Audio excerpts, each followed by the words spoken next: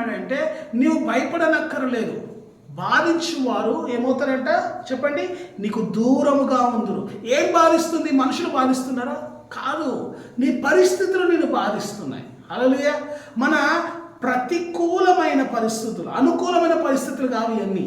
క్రైస్తవుని జీవితంలో ఈ ఆర్థికపరమైన సమస్య కావచ్చు, అనారోగ్యపరమైన సమస్య కావచ్చు, కుటుంబంలో శాంతి సమాధానం లేని పరిస్థితి కావచ్చు, ఇవన్నీ ఏంటంటే ప్రతికూలమైన పరిస్థితులు. ఇవన్నీ క్రైస్తవుని బాధిస్తూ ఉన్నాయి, క్రైస్తవుని గాయపరుస్తూ ఉన్నాయి. ఆత్మీయంగా ఎదగలేకపోవటానికి, ఆత్మీయంగా వర్ధిల్లలేకపోవటానికి ఇవన్నీ ఏం చేస్తున్నాయి అంటే క్రైస్తవుని అణిచివేస్తున్నాయి.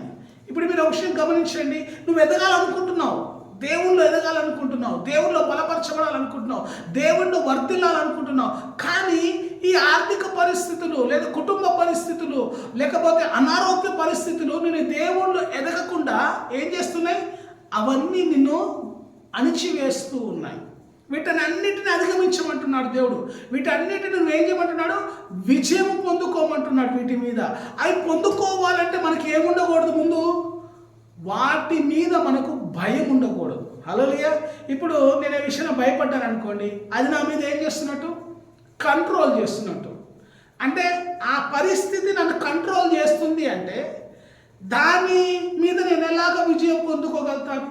దాని మీద నేను ఎలాగా విజయాన్ని సాధించగలుగుతాను? నేను ఎప్పుడు విజయం సాధించగలుగుతాను? ఎప్పుడు దాన్ని నేను ఓవర్కమ్ చేయగలుగుతాను? ఆలోచించండి. ఎప్పుడైతే దానిని నేను నా హృదయంలో నుంచి లేకపోతే నా ఆలోచనలో నుంచి నా తలంపుల్లో నుంచి నేను తీసివేస్తానో అప్పుడు నేను ఏం చేయగలుగుతాను చెప్పండి? విజయాన్ని సాధించగలుగుతాను. అందుకే ప్రభు ఈ ఉదయకాలం వాగ్దానం ఇస్తున్నాడు, ఒక గొప్ప ఏమంటారు నీకు ఎష్యూరెన్స్ ఇస్తున్నాడు. ఎలాంటి ఎష్యూరెన్స్ ఇస్తున్నాడు? భయపడాల్సిన అవసరం లేదు. బాధించే వారికి మీదట నీకు ఉండరు. ఏం బాధిస్తున్నాయో నీ జీవితాల్లో ఎన్నడూ ఇంకా కనపడవు నీకు.